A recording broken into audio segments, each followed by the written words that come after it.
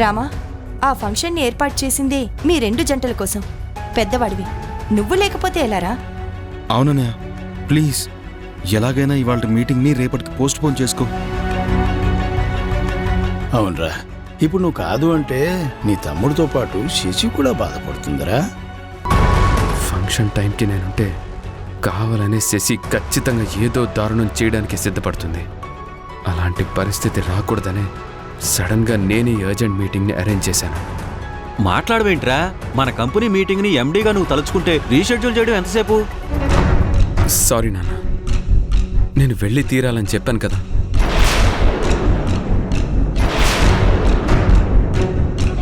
సరేరా, నువ్వు పని చేయి. మీ నాన్న చెప్పినట్టు ఫంక్షన్ అయిన తర్వాత ఈవినింగ్ ఫ్లైట్కి బయలుదేరు. తాతయ్య, మీటింగ్ ఇవాళ, రేపు కాదు. అనుకున్న షెడ్యూల్ని మార్చడం జరగదు. ఈరోజు ఫంక్షన్ కూడా జరగడం లేదు తాతయ్య.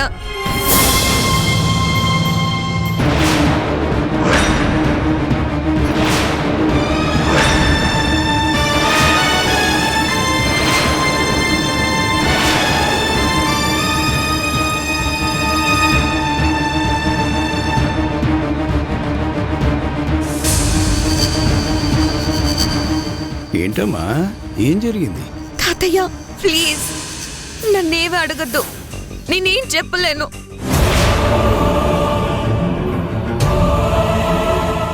ఈరోజు ఫంక్షన్ మాత్రం జరగదు అంతే. శశి, శశి, అమ్మా శశి.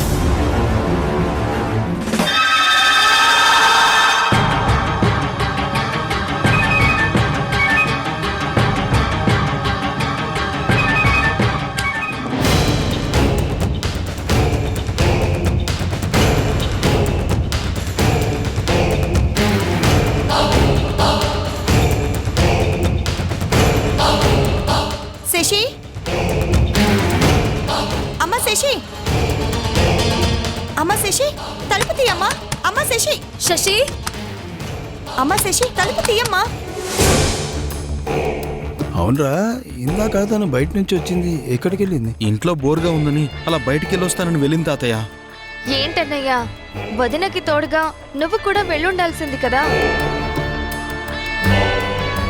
ఏదో జరిగినట్టుంది, అందుకే శశి కన్నీళ్లు పెట్టుకుని అంత మాట అనేసింది.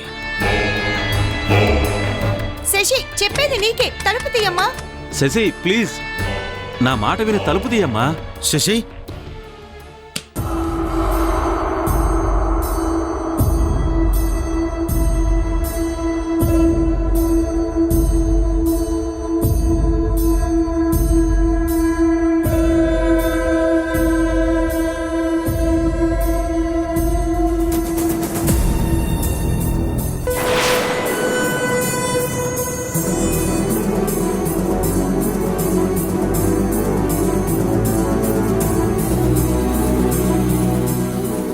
శశి, ఏం జరిగింది?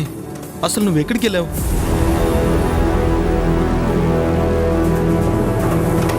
మా డాడీతో మాట్లాడడానికి మా పుట్టింటికి వెళ్ళాను.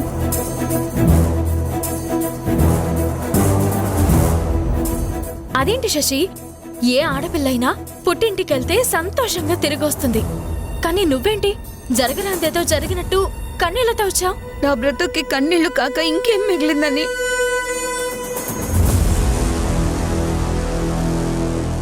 అమ్మా శశి, ఇప్పుడంత కష్టం నీకేమొచ్చింది? శశి, మీ నాన్నగారు నిన్నేమైనా అన్నారా?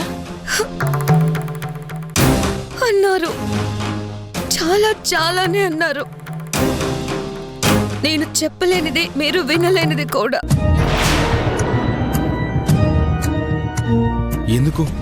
ఎందుకు శశి? ఎందుకా?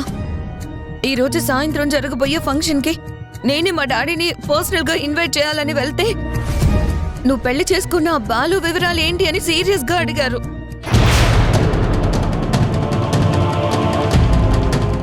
నేను తాతయ్య గారి గురించి, రాణి ఇండస్ట్రీస్ ఎండి శ్రీరాంబాబు గారి గురించి చెప్పగానే మా డాడీ ఒక్కసారిగా ఆవేశంతో ఊగిపోయారు.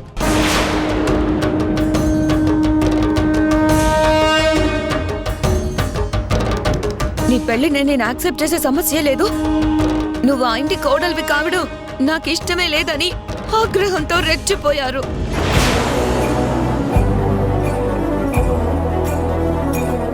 అదేంటమ్మా, మన కుటుంబం గురించి ఈ చుట్టుపక్కల ఊర్లలోనే కాదు సిటీలో కూడా చాలా గౌరవం అభిమానం ఉంది. రాణి ఇండస్ట్రీస్ అనే ఒక బ్రాండ్ నేమ్ చాలమ్మా మన బ్యాక్గ్రౌండ్ ఎంత గొప్పదో అందరికీ తెలియడానికి. మావయ్య గారు, మా డాడీ కోపం మీ మీద, మీ కుటుంబం మీద కాదు, మరి ఇంకెవరి మీద? బావగారి మీద.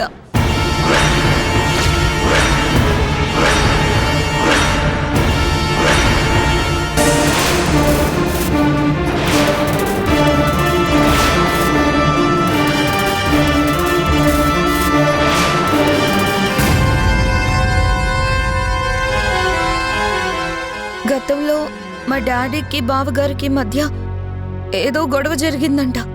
అందుకే ఫలానా శ్రీరామ్ తమ్ముడు బాలు అని తెలియగానే ఖచ్చితంగా నో అని చెప్పేశారు.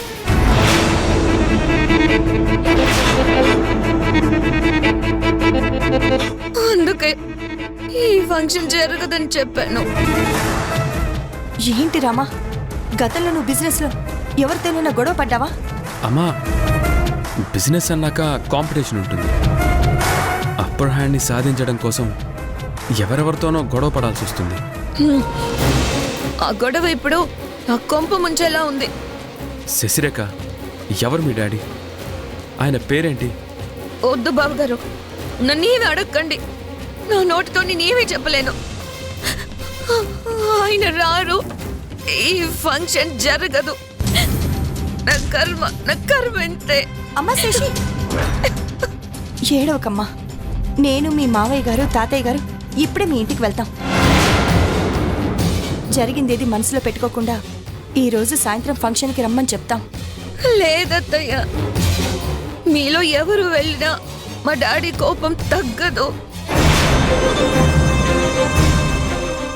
ఆయన పట్టుదల గురించి నాకు చాలా బాగా తెలుసు. మా డాడీని ఫంక్షన్కి రప్పించాలంటే అది బావగారి వల్ల మాత్రమే అవుతుంది.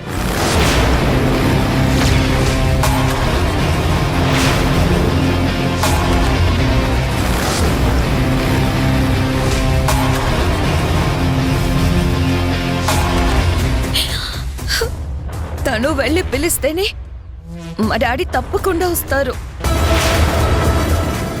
ఏమండి, విన్నారు కదండి, ఆయన అడ్రస్ తెలుసుకుని వెంటనే వెళ్ళి జరిగింది మర్చిపోమని చెప్పి మీరే దగ్గరుండి తీసుకురండి. రాము, శ్రీరాముడు అంతటి వాడే ఆ రావణాసుడికి నచ్చలేదు. శ్రీకృష్ణుడు అంతటి వాడినే ఆ కంసుడు మెచ్చలేదు. మనం చేసే కొన్ని పనులు ఒక్కోసారి మనకి అగ్ని పరీక్షలు పెడుతుంటాయి. రామా, ఇంకేం ఆలోచిస్తావరా? వెంటనే వెళ్ళు, వెళ్ళు. అది కాదమ్మా, ఆయన ఎవరో కూడా తెలియకుండా నేను అక్కడికి వెళ్ళి ఎలా పిలవాలి? అనయ్య ప్లీజ్, నా కోసం శశి కోసం వెళ్ళనయ్యా. ఒక మంచి పని జరగడం కోసం మనం ఓ మెట్టు దిగినా తప్పే లేదురా. వెళ్ళి తీసుకురారా. ఓకే, ఆయన ఎవరో ఎక్కడుంటారో వెళ్లే ముందు నాకు ఆ డీటెయిల్స్ అయినా తెలియాలి కదా. ఒక్క నిమిషం బాబుగారు.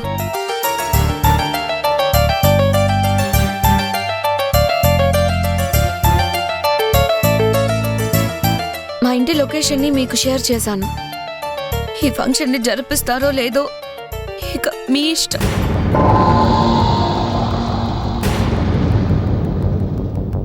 వాళ్ళ డాడీ పేరుని కూడా చెప్పకుండా ఈ శశిరేఖ లొకేషన్ని మాత్రమే పంపించింది అంటే ఖచ్చితంగా ఏదో మెలిక పెట్టినట్టే.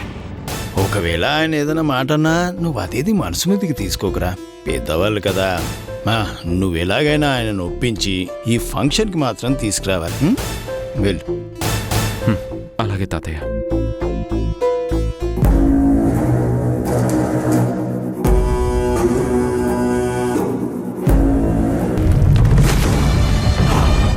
Now begins the show.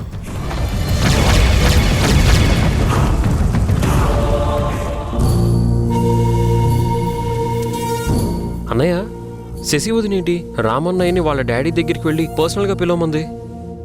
నిజంగానే గతంలో వాళ్ళ మధ్య ఏదన్నా గొడవ జరుగుంటే ఇప్పుడు పెద్దన్నయ్యని చూసి ఆయన ఫైర్ అవుతారేమో కదా. ఆదిత్య, మీ శశి వదిన అలా ఎందుకు చేసిందో నాకు బాగా తెలుసురా. తనకి మనుషుల మధ్య గొడవలు ఏవి పర్మనెంట్గా ఉండకూడదనే స్ట్రాంగ్ ఫీలింగ్ ఉంది. అందరూ బాగుండాలి, అలా ఉండాలి అంటే కలిసి మాట్లాడుకోవాలి.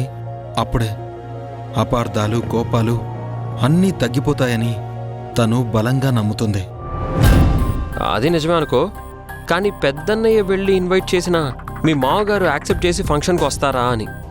తప్పకుండా వస్తారా, ఆ కాన్ఫిడెన్స్ నాకుందిరా. ఎందుకంటే పెద్దన్నయ్య ఎదుటి వాళ్ళని కన్విన్స్ చేయడంలో చాలా ఎక్స్పర్ట్. అవును, శశి వదిన కూడా సేమ్ టు సేమ్. అందుకే కదా పెద్దన్నయ్య వెళ్ళడానికి ఇబ్బందిగా ఫీల్ అయినా కూడా కన్విన్స్ చేసి పంపించింది. ఆదిత్య, శశి చాలా డైనమిక్గా ఉంటుంది. అట్ ది సేమ్ టైం ఎమోషనల్గా కూడా ఫీల్ అవుతుంది. నువ్వే ఆలోచించు, మా పెళ్ళయ్యాక శశి ఫస్ట్ మా ఇంటికి వెళ్దామంటే వెంటనే ఒప్పుకుంది. అట్లీస్ట్ తన పుట్టింటికెళ్ళి తన డాడీని చూడాలనుందని ఒక్క మాట కూడా అనలేదు తెలుసా.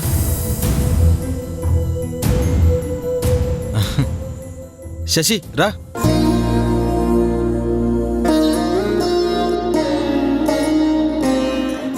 నీ గురించే మాట్లాడుకుంటున్నాం.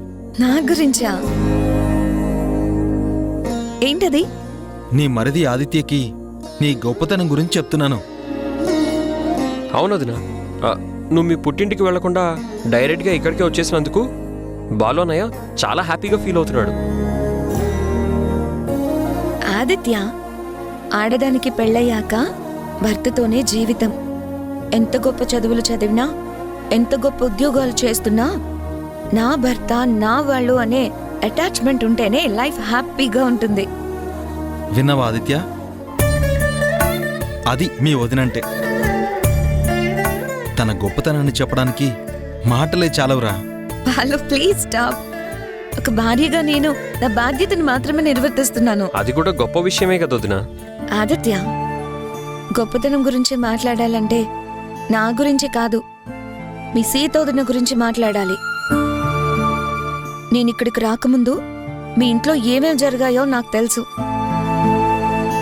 తనే నీకు తొందరపడటం, ఆవేశపడ్డం తప్పు అని చెప్పింది.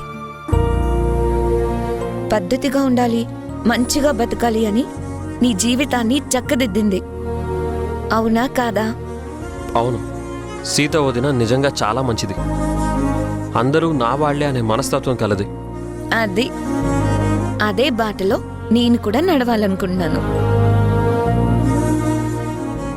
అందుకే బావగారిని మా డాడీ దగ్గరికి పంపించాను.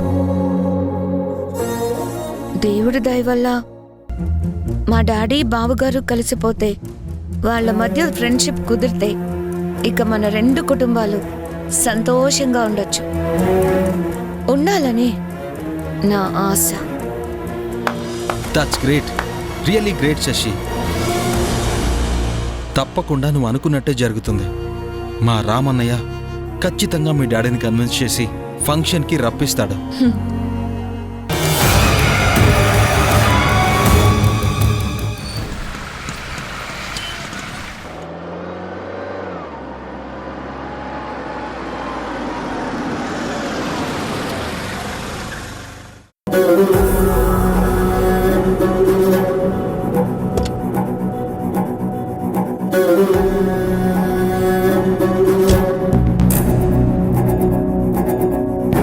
శశి పంపించిన లొకేషన్ ప్రకారం ఇదే ప్లేస్. అంటే శశి వాళ్ళ డాడీ ఇల్లు ఇదే అయి ఉండాలి.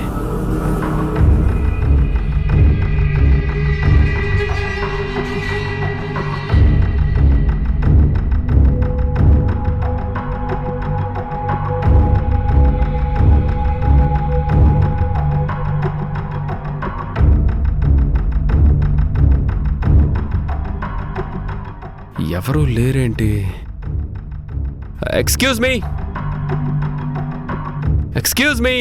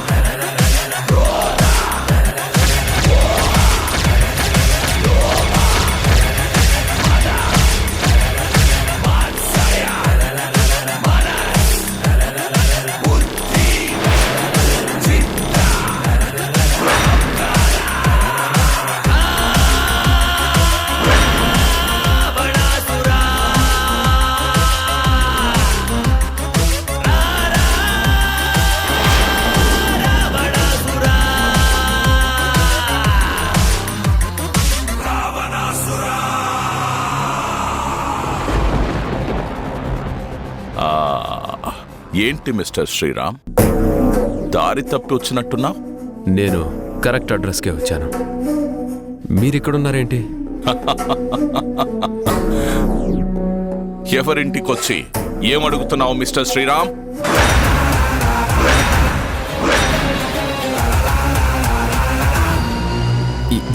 ఇది మీ ఇల్లా? Yes, this is the house of Durga Prasad, chairman of DP group of industries. అంటే శశిరేఖ మీ కూతురా? ఎస్,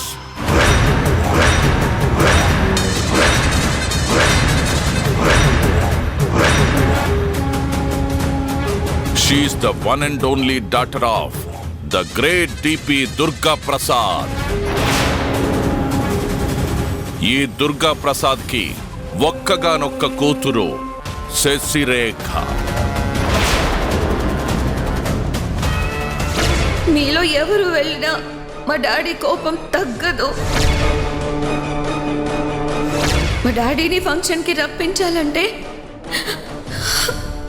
అది బావగారి వల్ల మాత్రమే అవుతుంది. శశి, అంటే ఇదంతా నీ ప్లాన్ అన్నమాట. కావాలనే నన్ను కార్నర్ చేయడానికి అంత డ్రామా ఆడావన్నమాట. Okay okay.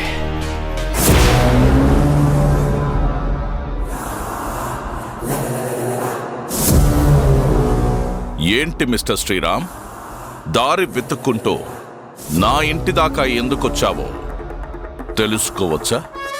నా అంతటి నేను రాలేదు. మీ కూతురు శశిరేఖ చెప్పినందుకే నేనిక్కడికి వచ్చాను. వాట్? నా కూతురు నిన్ను పంపించిందా? అవును, శశిరేఖ ఇప్పుడు మా ఇంట్లో ఉంది. What do you mean? నా కూతురు ప్రేమించి పెళ్లి చేసుకుని ఎటో వెళ్ళిపోయింది అనుకున్నాను. అంటే తను పెళ్లి చేసుకున్నది నా తమ్ముడు బాలుని. నో, నా కూతురు అలాంటి పని చేస్తుందని నేను కలలో కూడా అనుకోలేదు. ఇక నాకు దానికి సంబంధమే లేదు. దుర్గాప్రసాద్ గారు, ప్లీజ్ మీరలా అనొద్దు. నా తమ్ముడు బాలు మీ కూతురు శశిరేఖ అమెరికాలో కలుసుకున్నారంట. వాళ్ళిద్దరూ ప్రేమించుకున్నారంట. ఆ తర్వాత అటు ఇటు పెద్దవాళ్ళు కాదంటారేమో అన్న భయంతో అక్కడే వాళ్ళిద్దరూ పెళ్లి చేసుకున్నారంట. భార్యాభర్తలుగా వాళ్ళిద్దరూ గుమ్మంలో అడుగు పెట్టేదాకా అదంతా మాకు తెలీదు. తెలిసాక ఎలా కాదంటాం? అందుకే మా అమ్మ నాన్న వాళ్ళు శశిరేఖని తమ కోడలిగా ఒప్పుకున్నారు. అందుకోసమే 10 మందిని పిలిచి కొత్త జంటని పరిచయం చెయ్యాలి అనే ఈరోజు సాయంత్రం మా ఇంట్లో గెట్ టుగెదర్ ఫంక్షన్ ఏర్పాటు చేశారు. ఆ ఫంక్షన్కి మీరు తప్పకుండా రావాలి. నెవర్! నా శత్రువైన నీ తమ్ముణ్ణి పెళ్లి చేసుకున్న క్షణంలోనే నా కూతురికి నాకు బంధం తెగిపోయింది. ఈ జన్మకి దాని మొహం చూసే ప్రసక్తే లేదు. ప్లీజ్ అంత మాట అనకండి. మా డాడీ ఫంక్షన్కి రావాలి, నన్ను నా భర్తని ఆశీర్వదించాలి అని శశిరేఖ కోరుకుంటోంది. నా కూతురు ఈ ప్రపంచంలో ఎవరిని ప్రేమించి పెళ్లి చేసుకున్నా నేను పట్టించుకునేవాణ్ణి కాదు. కానీ నీ తమ్ముణ్ణి పెళ్లి చేసుకున్నాక నా కూతుర్ని క్షమించే ప్రసక్తే లేదు. దుర్గాప్రసాద్ గారు, గతంలో మన మధ్య ఏవో గొడవలు జరిగి ఉండొచ్చు. బిజినెస్ కోసం జరిగినటువంటి ఘర్షణలో మనం ఒకరినొకరం ఆవేశంతో దూషించుకొని ఉండొచ్చు. అంత మాత్రాన మాకు మీకు మధ్య రిలేషన్ ఏర్పడ్డా కూడా అవన్నీ మనసులో పెట్టుకుంటే ఎలాగా? అంటే జరిగినవన్నీ నేను అంత తేలిగ్గా మర్చిపోవాలా? ఇంపాసిబుల్.